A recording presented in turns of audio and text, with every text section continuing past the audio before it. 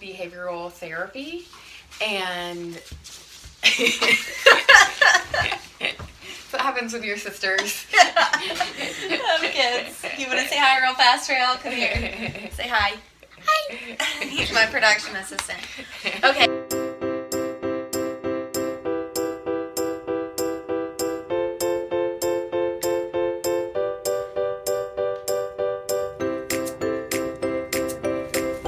Hi, Yoko.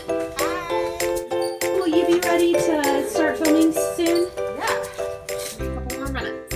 Okay.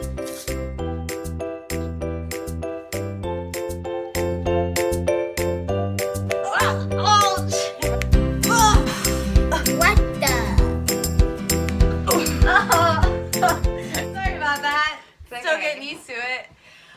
Good morning, Yoko. Good morning, Olivia. Okay, first I want you to tell us what have you been diagnosed with? General anxiety disorder. And when were you diagnosed with that?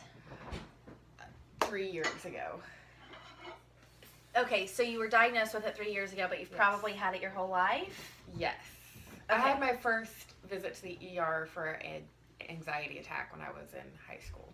Okay. Senior in high school. Do you take medicine? I do. I take the generic form of Lexapro. And how long have you been taking that?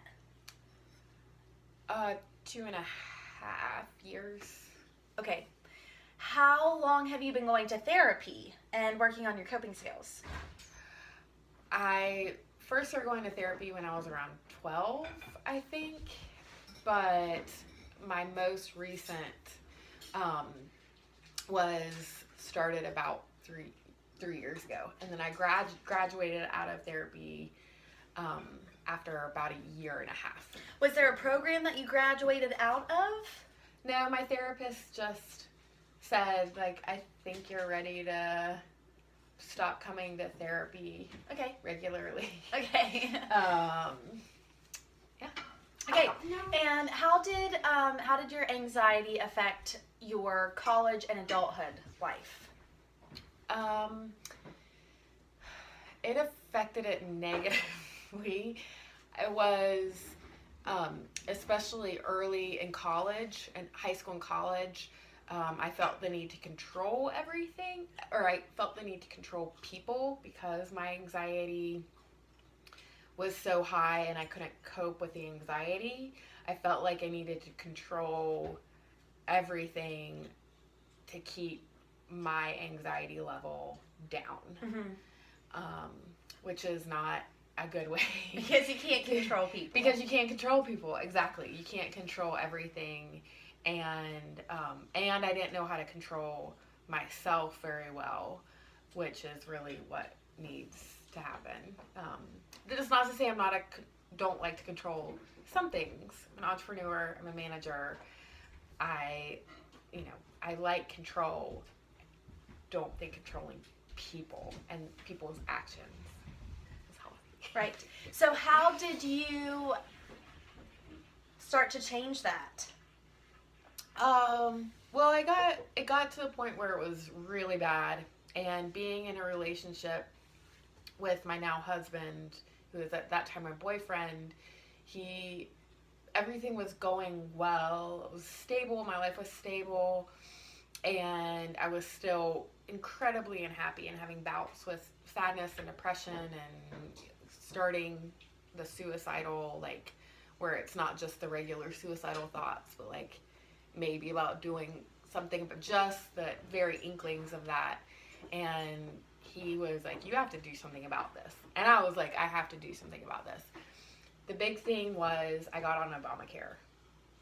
And I had insurance for the first time. That would cover mental health. And that was huge. So I was able to find a therapist through an online search, and I wanted more science-based therapy that was about behaviors, changing my behaviors, because I knew what was wrong with me. I'd done all the work to be like, this is why I am the way I am. I knew why I was the way I was.